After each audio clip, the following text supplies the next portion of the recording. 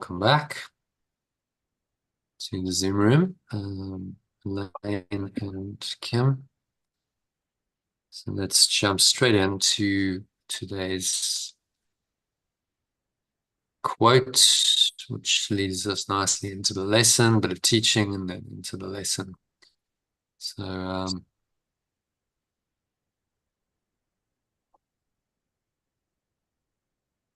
share my screen with you. Very briefly. Okay.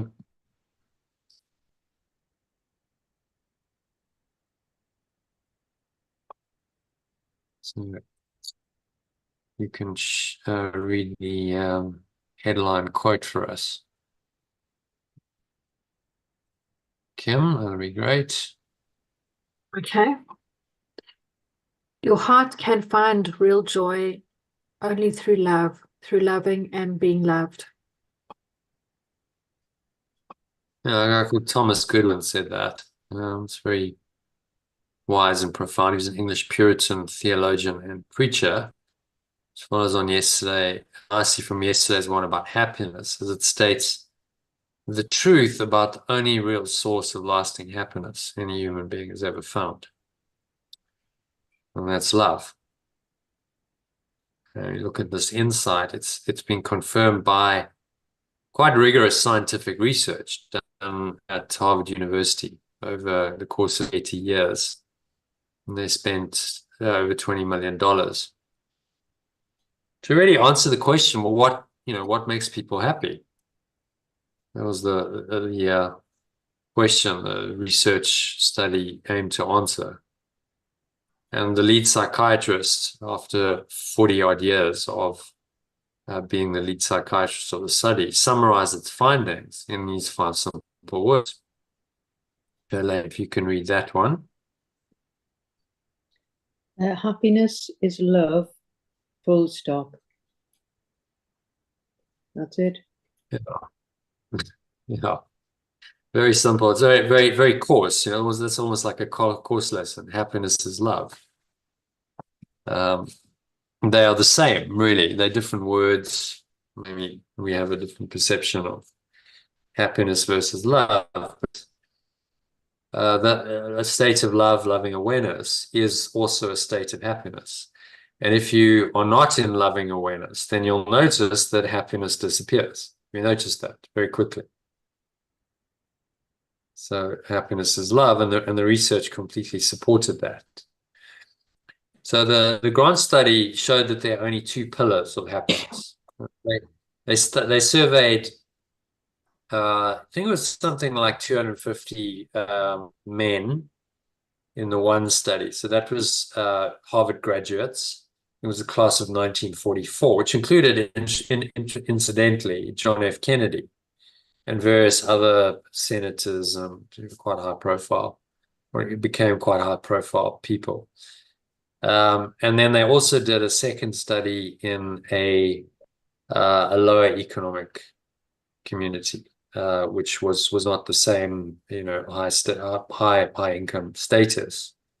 Also men, but then they brought in the family, so it wasn't the men, and then they would survey the men and ask them about their family life. So it was really the studies were about family life, and obviously from the point of view of the male perspective, and asking them questions about what was working, what wasn't working. They did this, I think, every year. They would survey these guys. They'd fill in a questionnaire.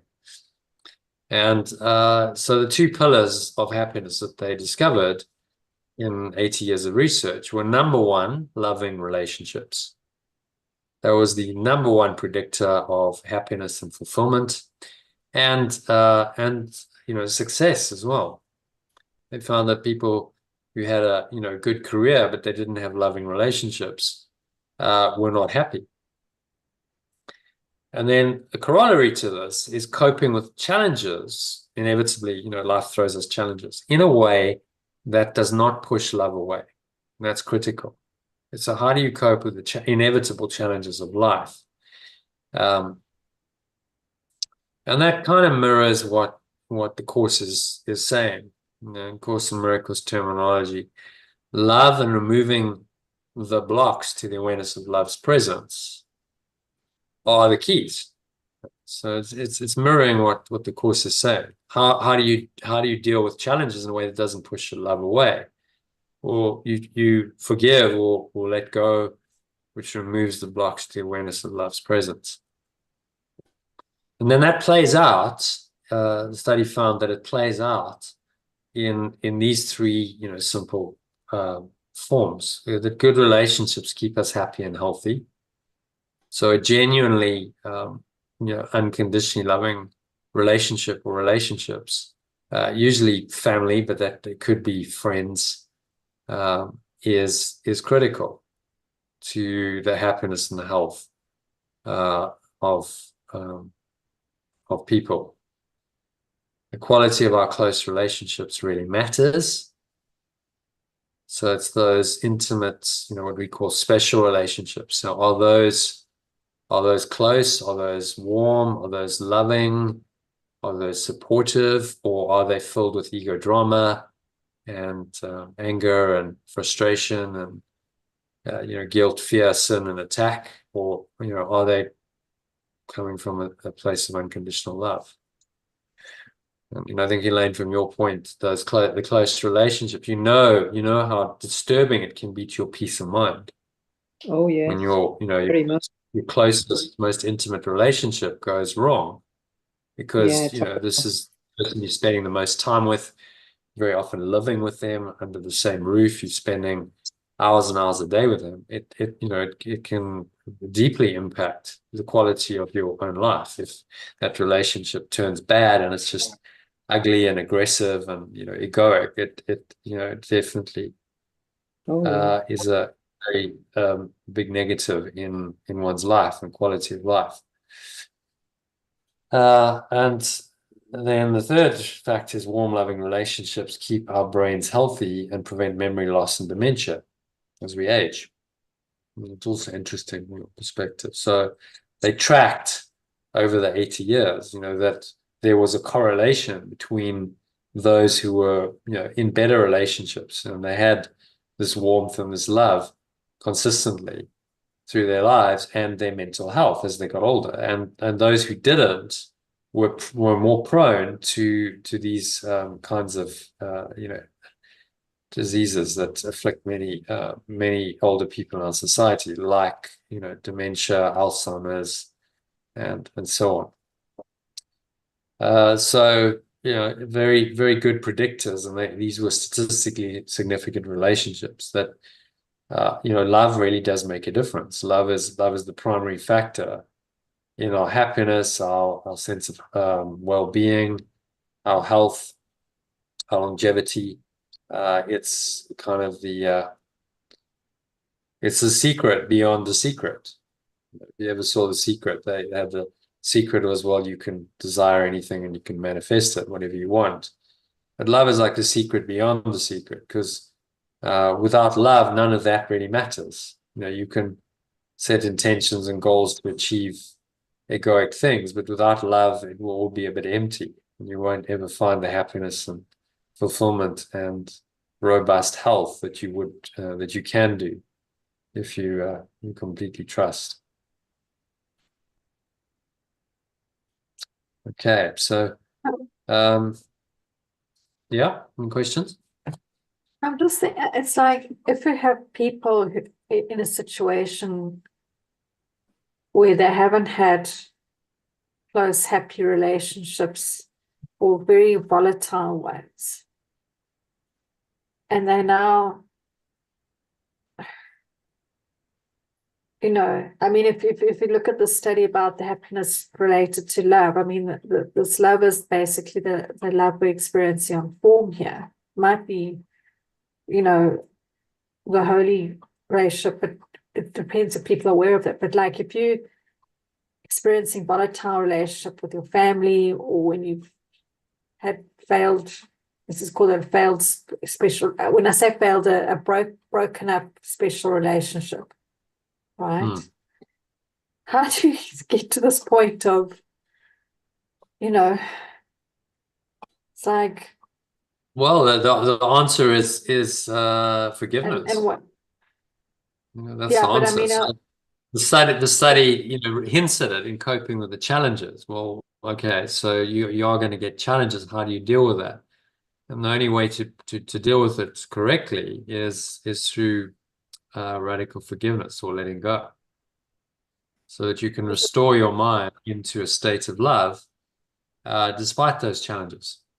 And they found that the people who could do that were much more resilient and robust, and they had a better quality of life and health and everything because of that.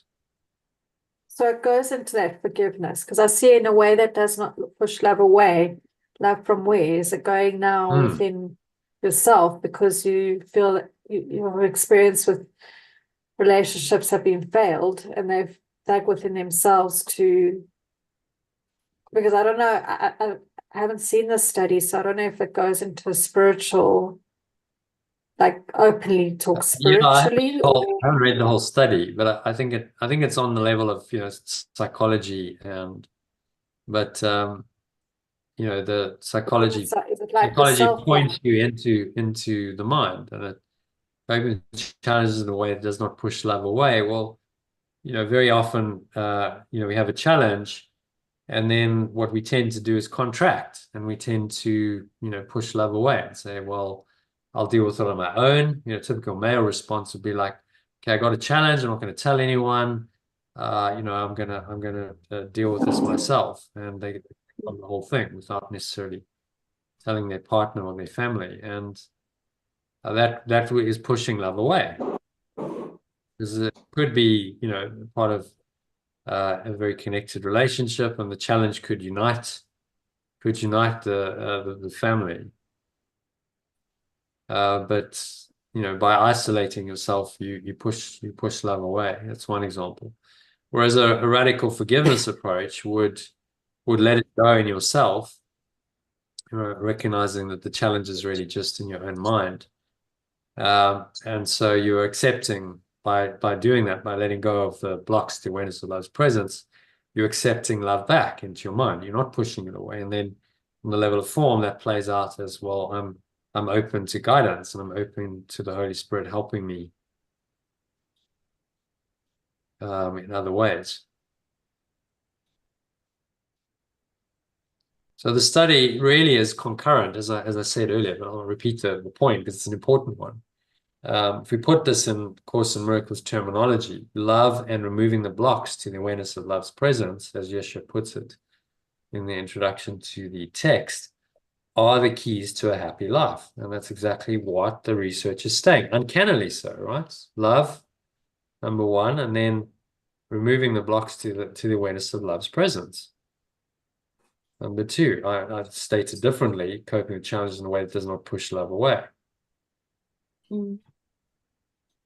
So the research that backs up what Yeshua was saying in the introduction to the whole book. And then you've got to pay attention. You're like, okay, well, there's something really deeply significant about these teachings, because they're backed by modern scientific research. Science actually agrees with the Course on every level. If you look at the highest findings of science, it points to 0-point energy. It points to a state beyond this world of when before the Big Bang. It points to some kind of eternal reality, which the scientists then can't really say very much about. But what came before the Big Bang? That's the question, which of course science based on Big Bang theory can't really answer.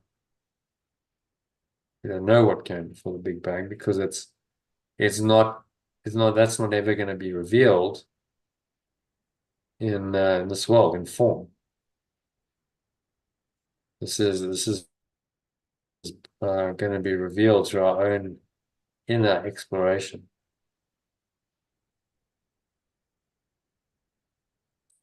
Okay, so love is the key insight, really. Modern scientific research just proves that what every authentic spiritual teaching and teacher throughout the ages has said, that love is the key to leading a happy and fulfilling life. This is not exactly rocket science. It's been said many times before. And almost to the point where we could go, oh, well, yeah, of course, it's just like a cliche. But it's very, very true. And it means you have to live it. All very well to say this, love is the key to leading a happy and fulfilling life, but then you don't have any clue what love is.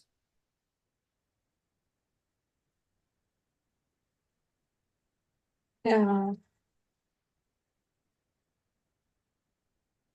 Okay, so very, very simple. I wanted to include the research because it supports, the spiritual teachings in the course.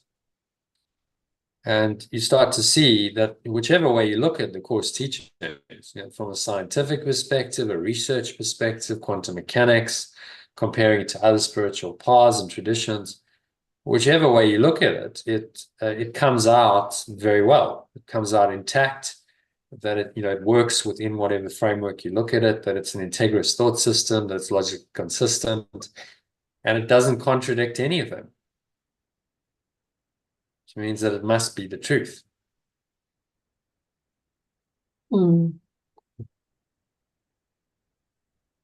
And so the research, I think we all have our doubts, but the idea of research findings and so on is to allay those doubts and say, well, the science, when they do research on this kind of level, like the Grant study, that can't be wrong. They've spent 80 years doing this research across hundreds of different people, and they've recorded their findings diligently, and this is what they found.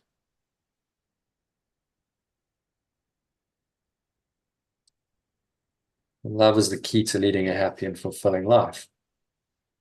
If you want to find out more, there's a video, and I also gave you an article as well. So that article is quite good, if I recall.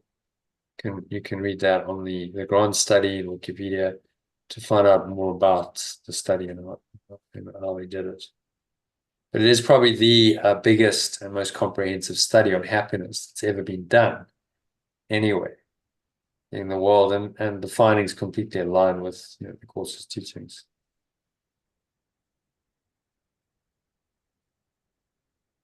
Yeah, so read that when you've got a chance, and listen to the video. It's quite short and sweet. So that brings us nicely into our lesson for today. Lesson 84. This is another review lesson. So let's jump into that then. So you can read that in the original and the alternative kindly, Kim. Perfect love created or extends me like itself. Love holds no grievances. Yeah. Okay. So then read it in the original. First paragraph, just do one paragraph at a time, and then read the alternative. Which I'll scroll down to. Love created me like itself. I am in the likeness of my Creator. I cannot suffer. I cannot experience loss, and I cannot die. I am not a body. I would recognize my reality today. I will worship no idols, nor raise my own self-concept to replace myself. I am in the likeness of my Creator. Love created me like itself. You might find these specific forms helpful in implying an idea. Let me not seek an illusion of myself in this. As I look on this, let me remember my Creator. My Creator did not create this as I see it. Okay, and in terms of language, can be useful just to get a different perspective. Perfect love extends me like itself. I am in the likeness of my source. I cannot suffer. I cannot experience loss, and I cannot die. I am not a body. I choose to recognize my pure reality today. I will not value false beliefs, nor replace my true self with my own self-concept. I am the same as my source. Perfect love extends like itself. I may find these specific forms helpful in applying the idea. Let me not perceive an illusion of myself in this. As I perceive this, I choose to remember my source. My source did not extend this as I perceive it. Okay, so what's the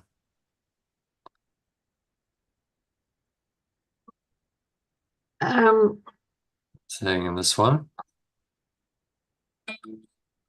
In truth, our true self is an extension of source. We are part of the source. We're not a body.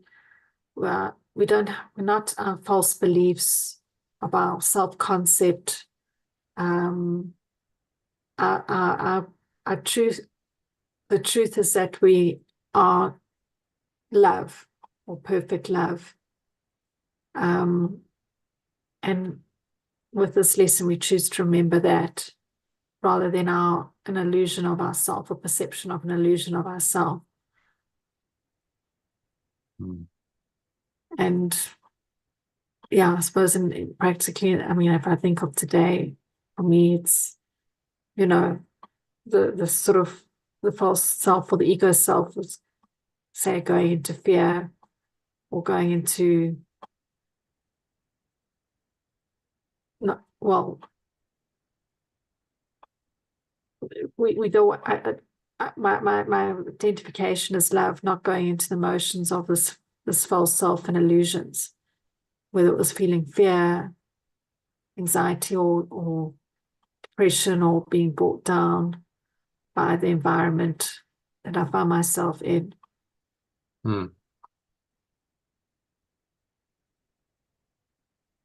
Yeah, perfect love extends me like itself, and it must be perfect love. Notice I've changed the tense, so instead of created me, just past tense, actually extends me. Yeah. I'm an extension of this loving goodness. Yeah. And it extends me right now. If it's eternal, then it's happening right now in the present moment. Yeah. You have no awareness right now if I wasn't extended by love. That's what gives me my awareness and my entire reality and existence. So it's much more present. Okay, God created me like itself. No, not past tense, but actually moment by moment. This awareness is with me moment by moment, because if I didn't have this awareness, I would be non-existent. I would have no awareness at all. So by just acknowledging our source and saying it's actually perfect love, which we may well have right now, this loving awareness is within us. The potential is always there to experience it. If you just tap into its presence and say, well, it extends me like itself right now. And only these false beliefs, which lead to sin, guilt, fear, and attack, can block it. So our job then becomes to select the false beliefs in order to know that perfect extends me like itself. Our job is to let go of false beliefs. Let go, okay. I will not value false beliefs, nor replace my true self, my own self-concept. So when he says, I will worship no idols, that's what he means. I will not value false beliefs.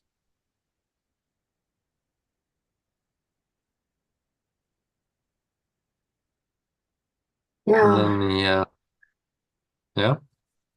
No, I'm just thinking of the truth of that. I'm just reminding myself I'm not going to value false beliefs of any guilt. Yeah. Yeah. Which is always your choice, no matter what's happening in the illusion. it's always your choice to react to it or not. Mm. You don't have to make it real. You don't have to react to it. So you value the false beliefs when you give them power. And you say, okay, well, I'll believe that, and then I react to it. And I speak and I act in certain ways not because of the external situation, but because of my belief about the situation. Do you see that? Mm. And this is why it says, I will worship no idols. And, that language can be quite confusing. People, well, I don't worship idols, like they think of, Old Testament type stuff where Israelites were in the desert and they made a golden calf. And I don't do that. That's just ridiculous. And so they think it doesn't apply. But actually, if you translate it into false beliefs, I will not value false beliefs. I go, well, actually, maybe I have many false beliefs. I believe I'm not good enough. I believe I'm not worthy. I believe I'm not lovable.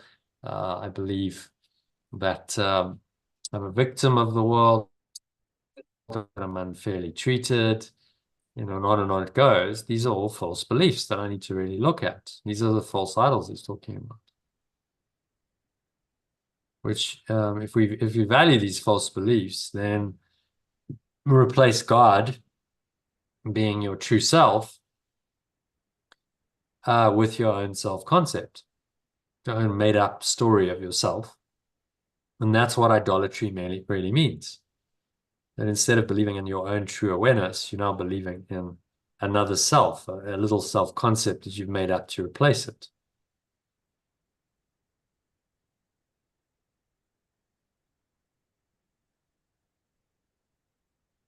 Yeah.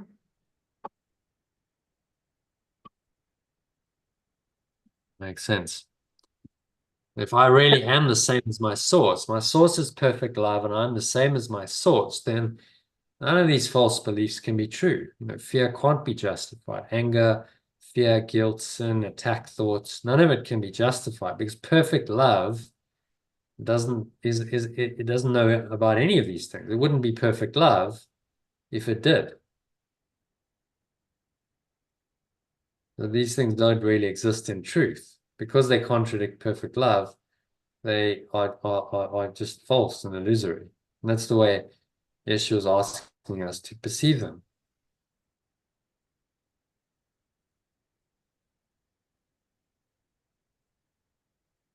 And then the specific forms, let's have a look at those. So let me not perceive an illusion of myself in this. Okay, so again, highlighting the problem. The problem in any situation is that you perceive an illusion of yourself in the situation.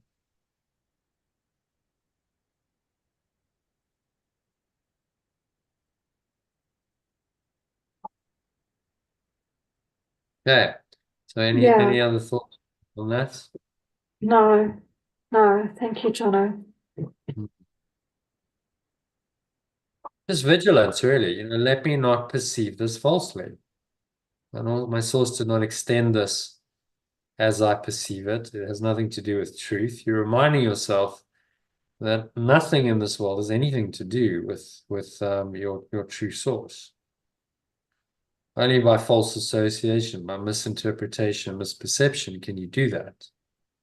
But actually, it's still pristine, pure, holy, innocent.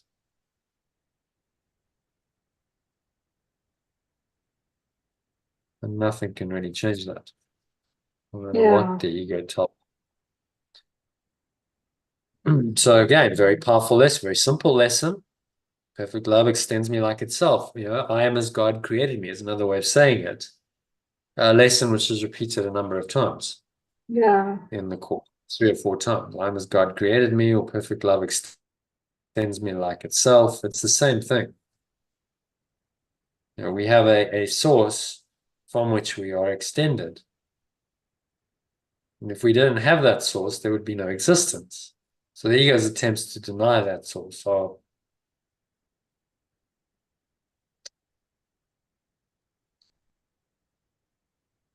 Okay, so pretty simple, but incredibly profound. It's just go, well, it's so simple, but to actually wrap your head around that and to live this. Okay, I am perfect love. That means I'm unconditional love. If I'm as my source extends me, then I am this loving, unconditionally loving awareness all the time. Therefore, there is no need to indulge in any of the ego forms, because I am this loving awareness.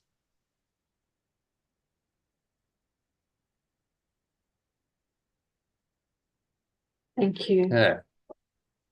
Yeah, your pleasure. And then corollary to this, what I quite like about these review lessons is he packages the two ideas in one. He goes, okay, well, first one is that love, love extends me like itself. So that's a statement of your being. It's talking about, the connection with your source. We look at it in diagrammatic terms.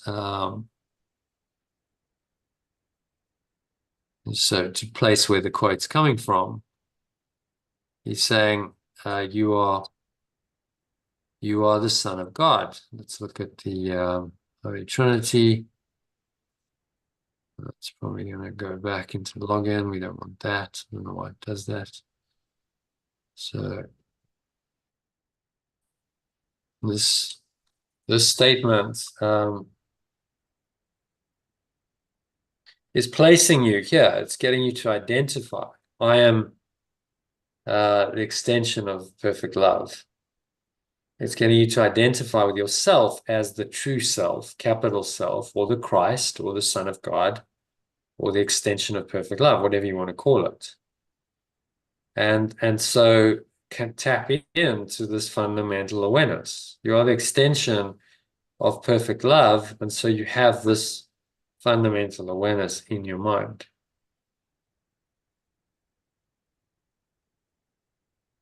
So this is a mezzanine level. It's talking about this, that, the source extends you, and this is what we must do. The reason why it's given the Holy Trinity system is saying you're not going to be able to bridge the gap between this world and heaven, being the state of pure formless awareness of perfect love, unless you've got an intermediate level. Otherwise, the gap is too big. That intermediate level is this level of the true self or Christ.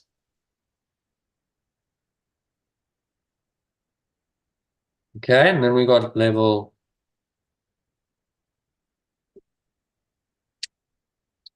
in love holds no grievances. We're dropping down to this level 2, Ken Wapnick calls it, from level 1, which is absolute truth. Level 2 is where grievances seem to happen. So love holds no grievances. So nothing that seems to happen in time and space do you have any grievance about, because that keeps you locked into time and space and away from the Christ or true self, and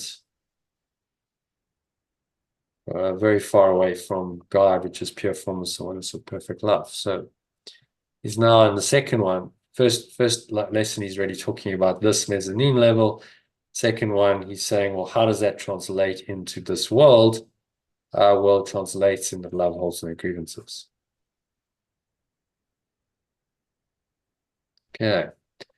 So let's go to love holds no grievances then, the second one. And then if you can read this, let's do it in the original first in one go, and then we'll go into the alternative.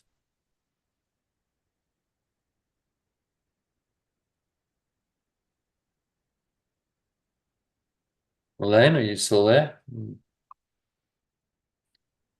You're muted, just so you know. Okay. I don't know what's happening to Elaine. So Kim, if you can read that. Love holds no grievances. Love holds no grievances. Grievances are completely alien to love. Grievances attack love and keep its light obscure. If I hold grievances, I am attacking love. and therefore attacking myself. Myself thus becomes alien to me. I am determined not to attack myself today, so that I can remember who I am. These specific forms for applying this idea would be helpful. This is no justification for denying myself. I will not use this to attack love. Let this not tempt me to attack myself.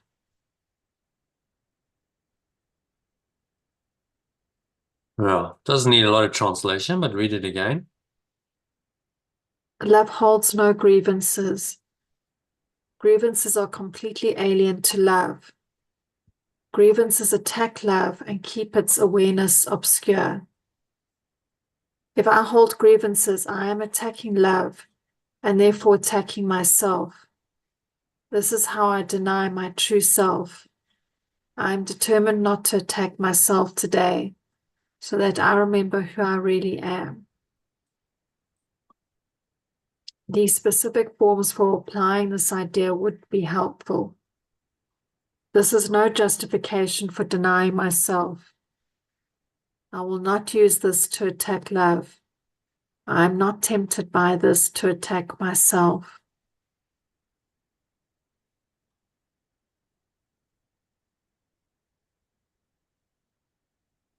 Okay, so thoughts on this one?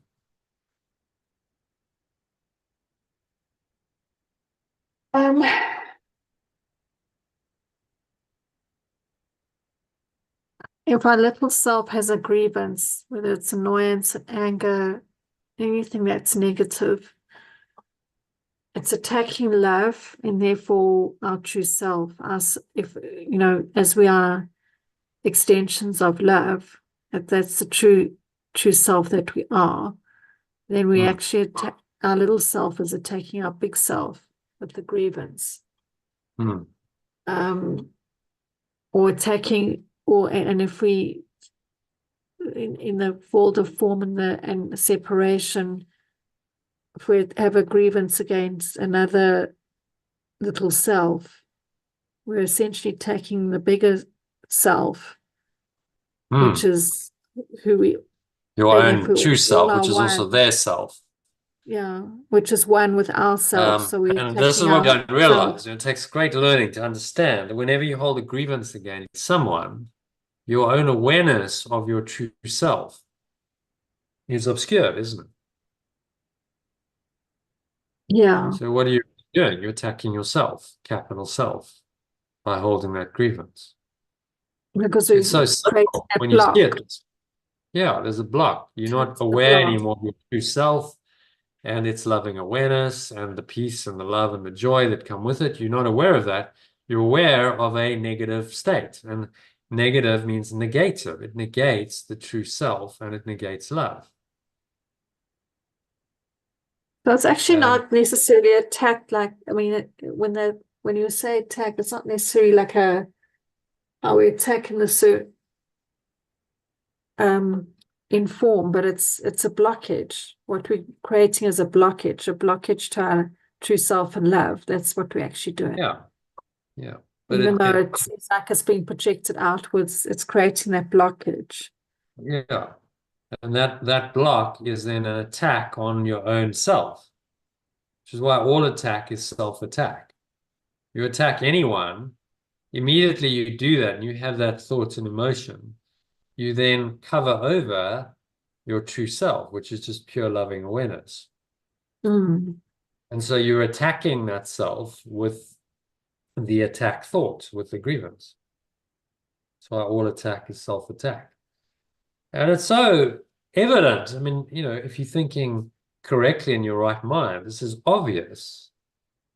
But when the ego gets going, it's not obvious, is it? It's very easy to forget it. Go, well, no, I'm justified in my grievance, and you go down the whole rabbit hole, and you're attacking that in your mind, and you don't realize that you're just attacking your own true self in that moment. And so if you attack and deny your true self, how can you expect to be happy? can't. Happiness then disappears.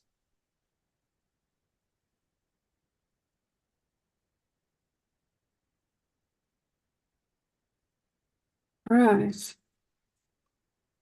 Very, very simple, very Mm. straightforward, very simple. And he's saying this is one of the absolute keys. I can escape from the world by giving up attacked thoughts. That's lesson 23. I can escape from the world by giving up attacked thoughts.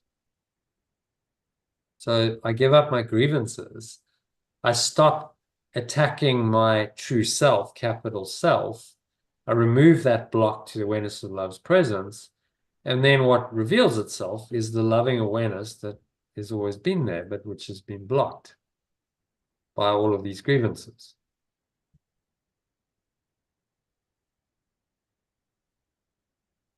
That makes sense. It does. It's so simple, Yeah, I think and yet it's so I've profound. got to If you stick can to actually this live this one. way and go, okay, it's Yeah. very, very simple. Can I just stick to it and remember that whenever I'm tempted to hold a grievance, in that moment, your right mind reminds you, well, you're just doing it again. You're attacking yourself. We're creating the blockage to love. Yeah, it's another way of. I haven't looked at it that way before. Yeah. But it's quite useful to frame it in extreme terms. So Yeshua says it's an attack on yourself. Okay, right now, I'm attacking my own self-concept, higher self. Because I'm not aware. If I hold a grievance, I'm not aware of love. I've denied love, and I'm in another thought system. So that represents an attack on myself, and myself is just the extension of loving awareness. So I am attacking loving awareness, and I'm denying that it's so, and I'm creating another awareness to replace it. This is all basically an attack on myself. And the moment I attack anyone in my mind, whatever I say, say or do, it's what's happening in the mind. The moment I do that, I'm attacking myself. Well, do you want to do that? Is that a smart thing to do? Do you really want happiness and peace and love and joy? How can you find that by attacking yourself continuously? The answer is you can't. It's like all ego strategies. That strategy will fail.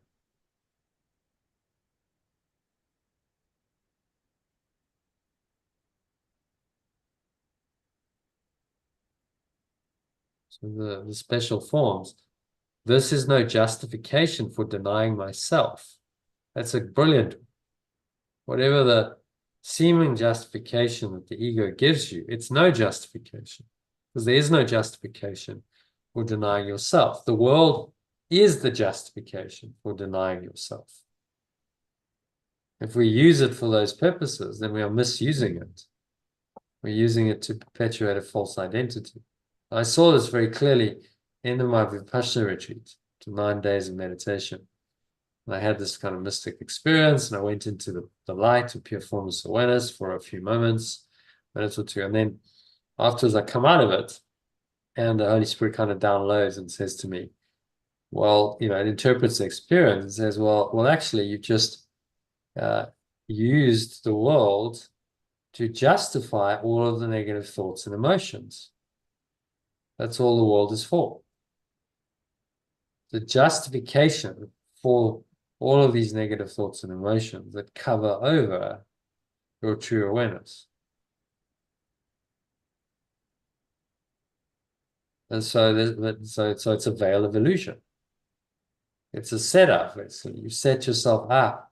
You put yourself in a world that's continuously going to trigger you precisely to deny your true self, to then have the justification to deny your true self and remain rooted in your separate self. That makes sense. I think that moment I really understood the course. I was like, okay, I get it. All of the teachings, my learning over what had then been 15 years or so, I just kind of dropped in. I was like, okay, I get this. And I understand why we call it in spiritual teaching the veil of illusion, because it's the veil of false beliefs and thoughts and emotions that cover over the truth.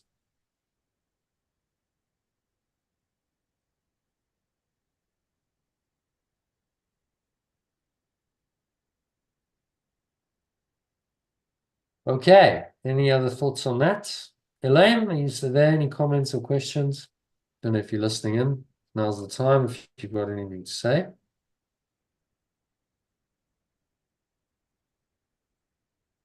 No. Okay, Kim? No, it's just um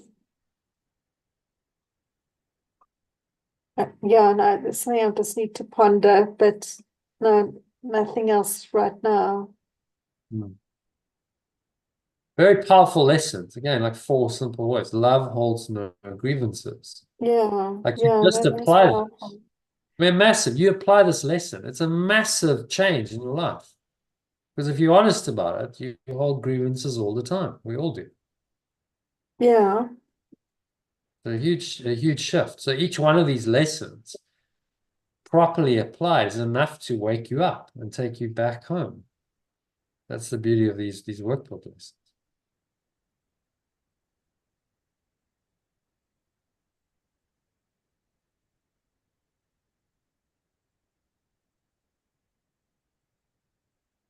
Yeah. So any other thoughts on that? Otherwise, we could do a quick meditation on it. Or we could go into some text and then do the meditation at the end. How's your timing? It's nearly 10 o'clock there, Kim. So yeah. I'll just do the meditation, then I'll do the med. I'll go, Johnny, And yeah, then because I log off. got yeah, I need to be up. I've got some things to finish now, and then I'll just wake up very early to do it. So I just Yeah. yeah. Okay. All right. Okay. Let's do the med then. So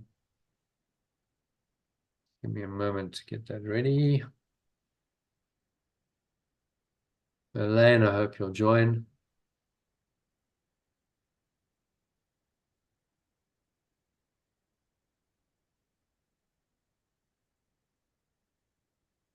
Okay, so this one is meditation on workbook lesson 84, which is a review lesson. And review 2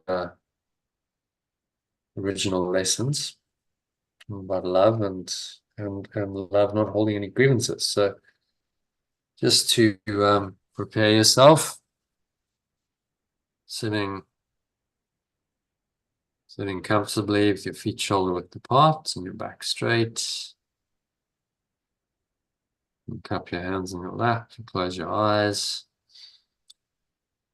And you start off with a nice deep breath in through the nose, breathing in, blowing the stomach out like a balloon, clenching the sphincter muscle. So lock the energy in, pull the energy up your spine to your heart center.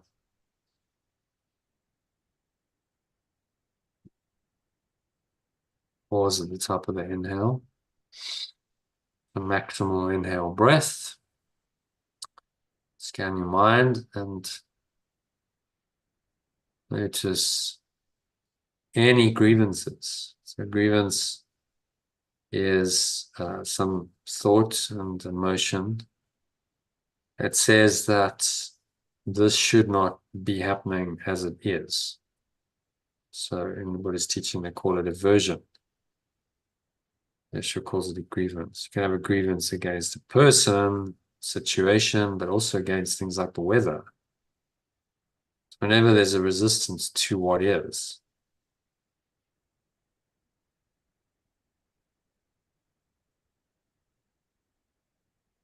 so love holds no grievances.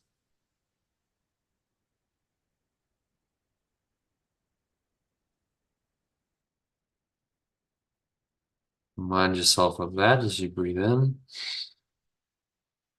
And I want you to just repeat these words. after me. So I'll say them and then you breathe in as you do that. Imagine you breathing in this love, every pore, every cell, every muscle, every body, every part of your mind. Say love holds no grievances. Grievances are completely alien to love.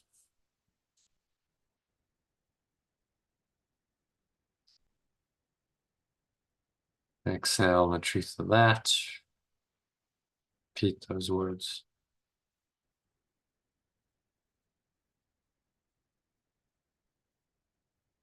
Breathing in again. The grievances attack love and keep its awareness obscure.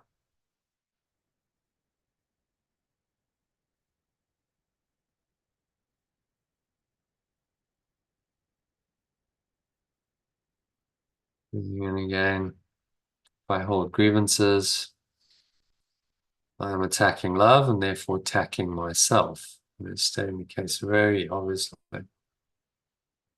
This loving awareness is your true self, and you hold a grievance, you're therefore attacking that self and love. Perfectly logical. And you can see that. Whenever you hold any grievance of any kind, you're attacking your own true awareness and your own self. Is this a smart thing to do?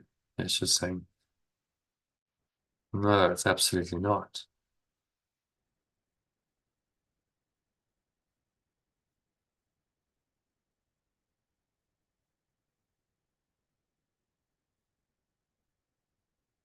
So determined, say, this is how I deny my true self.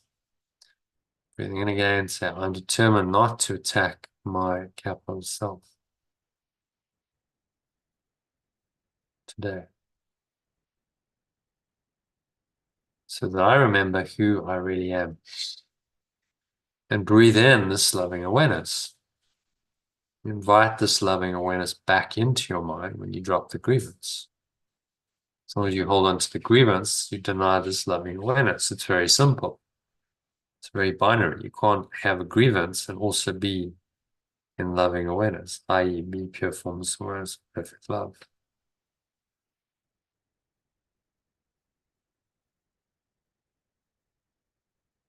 Say, repeat again as you breathe in. I'm determined not to attack my self.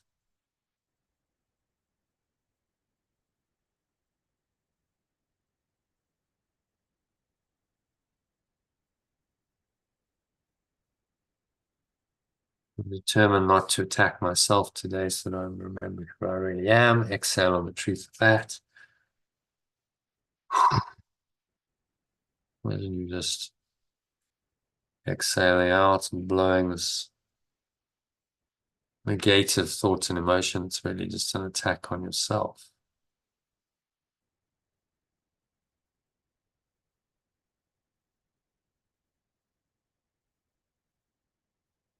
So use these specific forms just to really anchor the state in.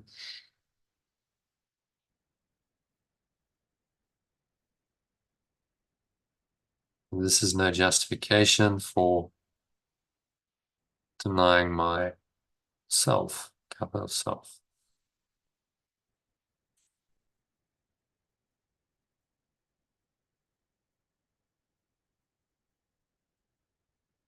I will not use this to attack love. I will not use this situation to attack love or myself. And I'm not tempted by this to attack myself.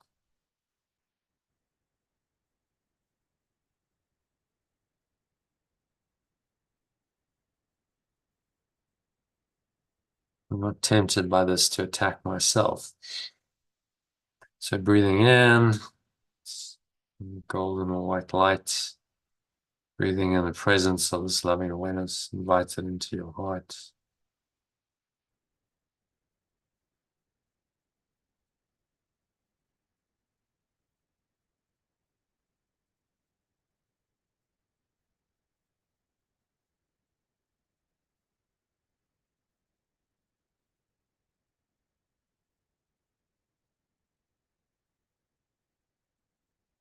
And just kind of rest in this peaceful state.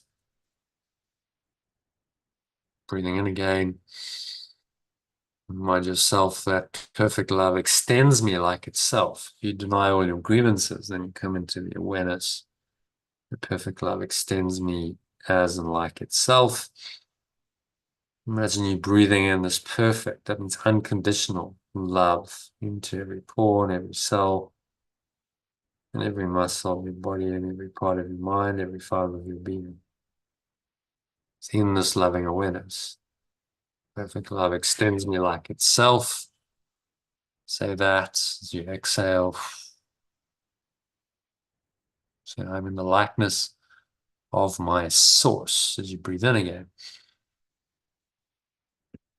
And repeat it after me. Say these statements as affirmations. I am in the likeness of my source. Or I am like my source. I am the same as my source. So I cannot suffer, experience loss, or die. Say that I cannot really suffer, experience loss, or die. I am not a body.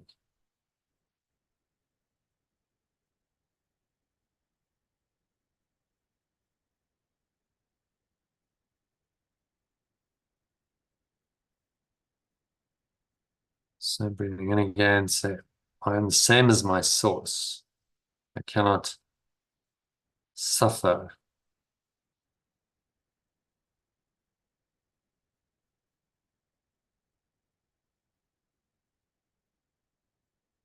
cannot suffer, experience loss, or die. I am not a body. Say that with conviction. I am not a body.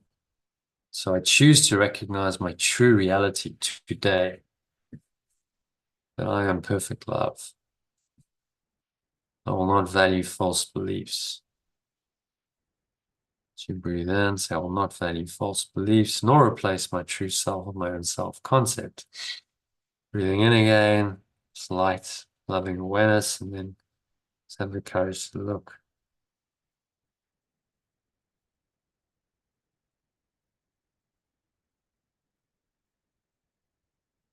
I am the same as my source. I will not value false beliefs.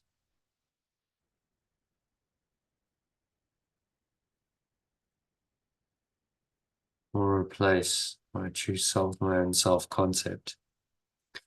This is what idolatry means. False idol is just belief, false belief that denies your true self and instead believes in the illusion of yourself.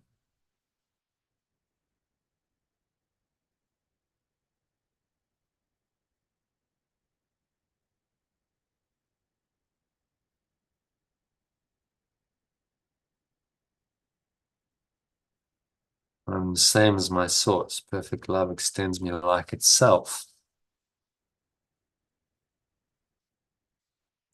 As you breathe in, feel that extension. It's a sense of this awareness being in you. It's part of you. It's always there, no matter what you do or say. It's always there. It's always been there.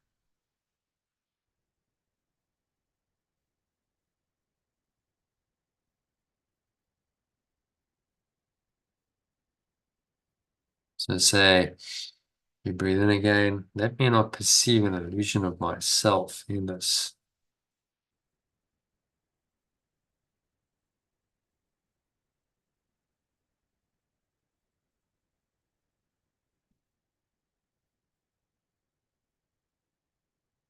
In this situation.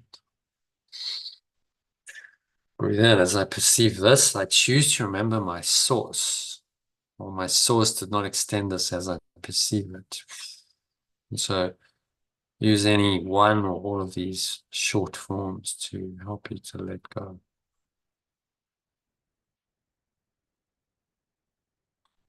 Exhale, blow out.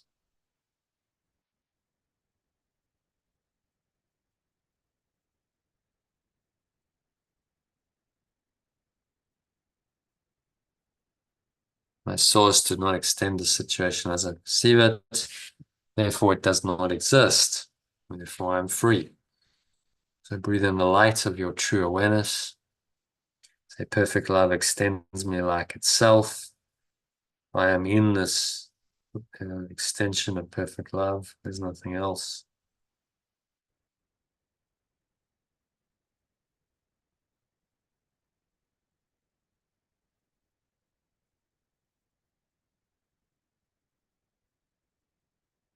So there's really nowhere else to go, nothing else to do, nothing else to think about. You just breathe in and out through your nose, nice, deep, slow, rhythmical breaths.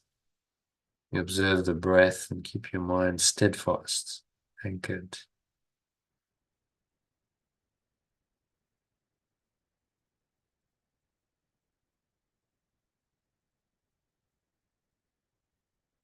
Nowhere else to go, nothing else to do, nothing else to think about. So you just breathe, relax, be still.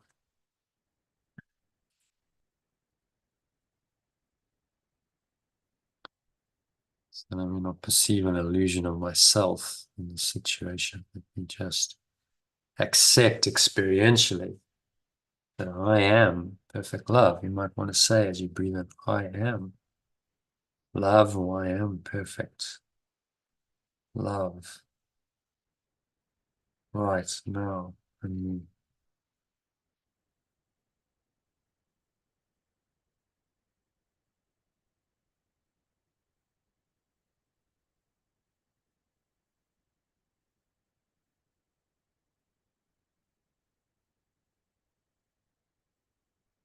any thoughts come up to disturb this deep peace, you just look at them. Grievances about anything that anyone has done or said in the past, what you've said or done, you're holding a grievance against yourself.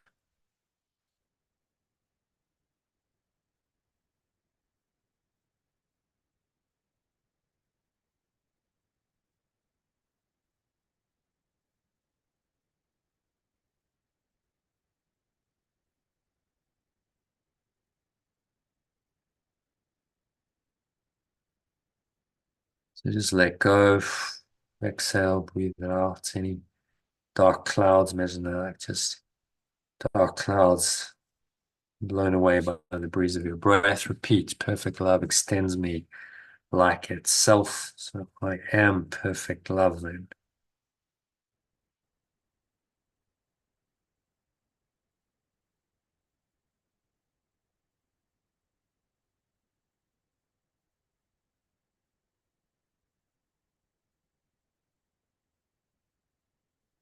Just rest in this perfect loving awareness for a couple more minutes of deep silence. There's really nowhere else to go, nothing else to do, nothing else to think about. You just rest in this.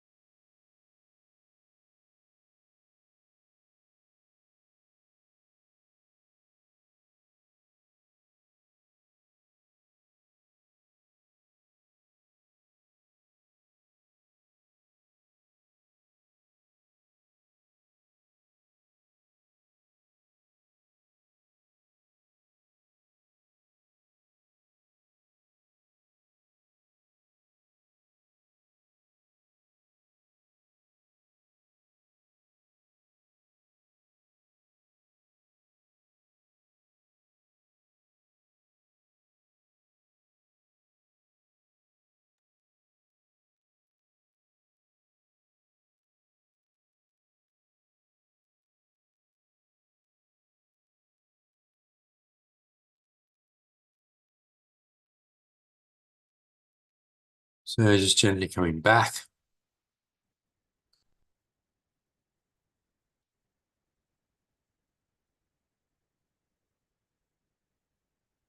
From this state of pure loving awareness. Not really leaving that state.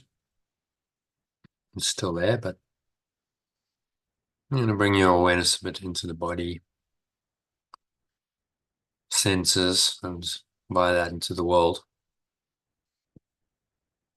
And bring yourself back to this world on the count of 3. So 1, just breathing in.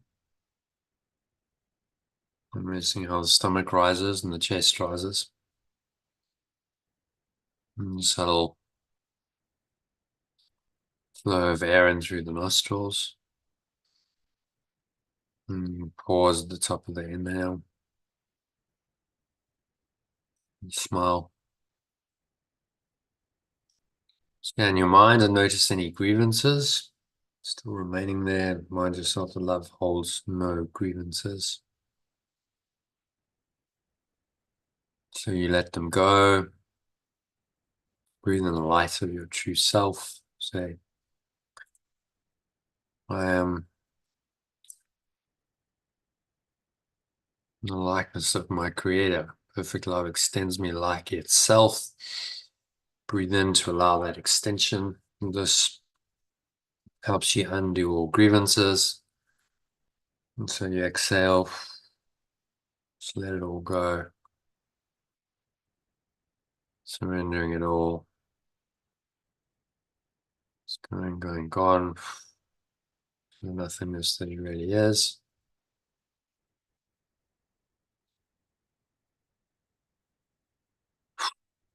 Move the stomach into the spine. Expel the last remaining air out.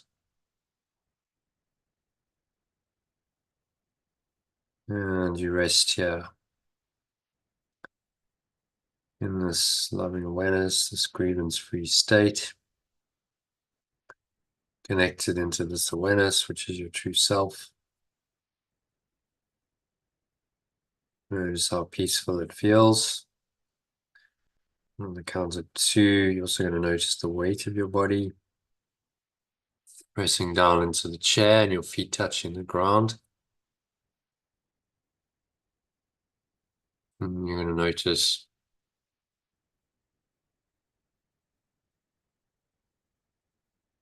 what you're feeling and touching. And there's a subtle taste in your mouth as you breathe in. Smell in your nose, perhaps. Notice that.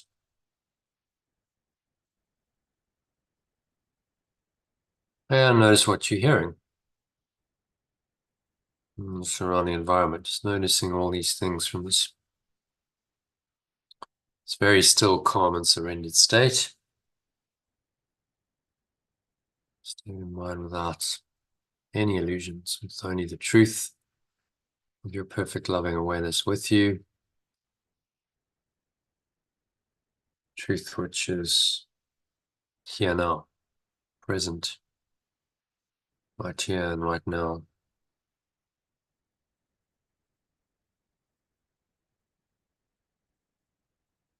And so it is. So noticing,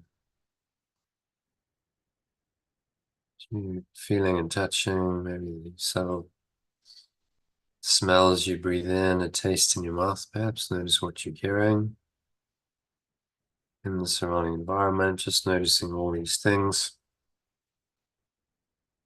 From this very still, calm, and surrendered state. State of mind without illusions. State of mind showing the truth is true.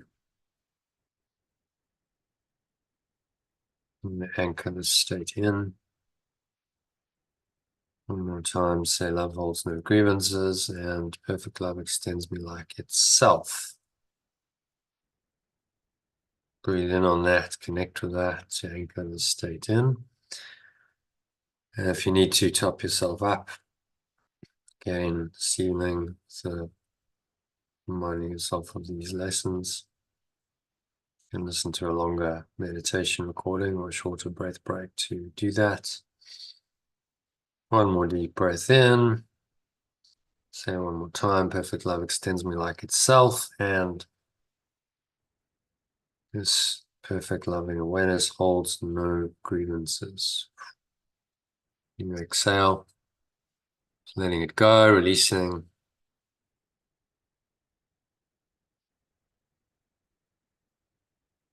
Blowing it out with the breeze of your breath. And on the count of 3, open your eyes. So just take a moment to look around, noticing the room. What's going on in the room? Just looking with this very clear, calm, loving awareness on everything. Don't need to focus on anything particular. Just look at an object for a few seconds in this loving awareness. Notice how peaceful it feels when love underlies all of your perceptions. Look at another object. Notice that it's the same awareness, the same peaceful feeling. Close your eyes. Briefly connect with the feeling. Notice that it's really the same feeling whether your eyes are closed or open. Then you open your eyes again, look at something else, and notice the same awareness. So you're training your mind to experience that only this awareness is true, ultimately. There is only this awareness. Doesn't really matter what's going on the level of form. There is only this true awareness and nothing else.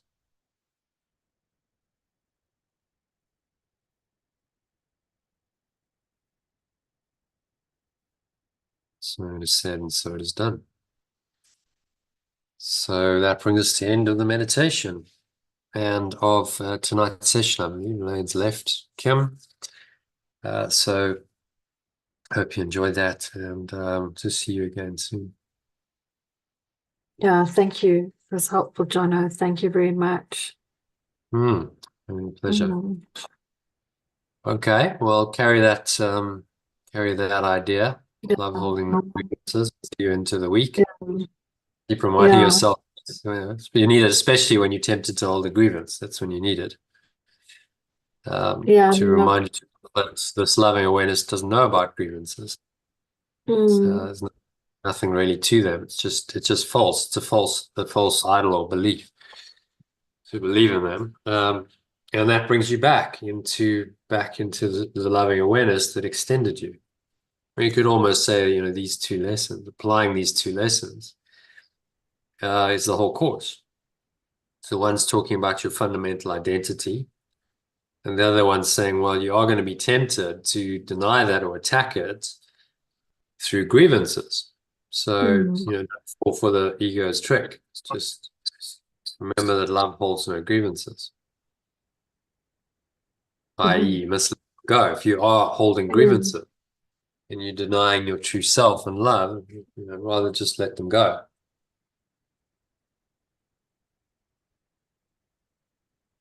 Yeah, exactly. Very, very simple lesson, very, very profound. If you apply it, if you applied this teaching of love holding no grievances, and you never held any grievances, and you would be enlightened. Only love and peace and happiness could be there. It's only your grievances that really disturb your peace. Desire is just another form of grievance. You desire something and then you go, well, it's not happening as I want it. I don't get the desires, and then I have a grievance. This is why the Buddha noticed that suffering is caused by, the cause of all suffering is desire. Because the desire automatically, embedded in the desire, is the grievance. You see that? Yesha calls them idle wishes and grievances. Idle wishes, the desire of the ego, the grievance, is the aversion. So now I'm disappointed because my desire hasn't been satisfied. The Buddha saw that relationship and therefore said, well, it's the desire that's the problem. The expectation leads to the grievance. Would you ever have a grievance if you had no expectations? You couldn't, would you? Why would you have grievances? It's just happening as it's happening, but I had no expectation about it. So what am I upset about? Only our expectations that potentially sabotage it. Okay, so Thank you, Jono. Ching All right. as well, and hopefully see you some point in the week. Otherwise, Yeah. next Sunday. Thank you, Jono. Namaste. Namaste. Bye, Kim. Bye, Jono. Thank you. Bye. Yeah.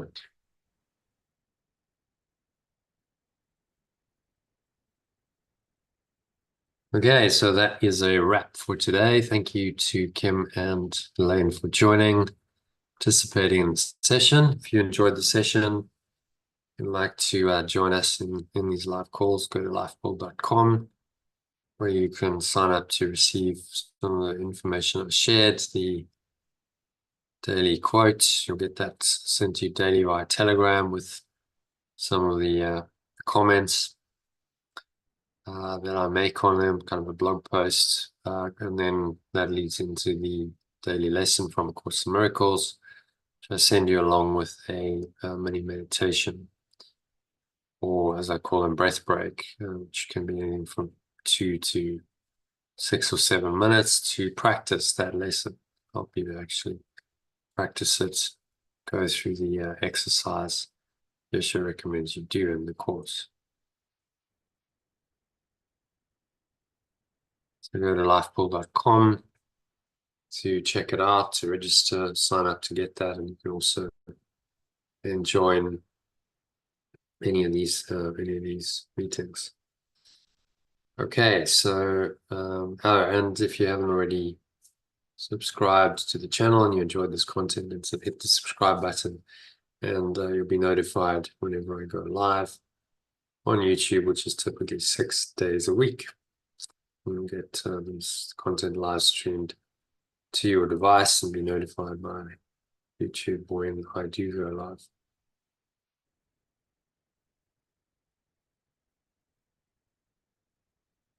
Okay, so that's me signing off for today. Thank you for listening and watching. Wishing you a very peaceful evening and the knowledge of your true self.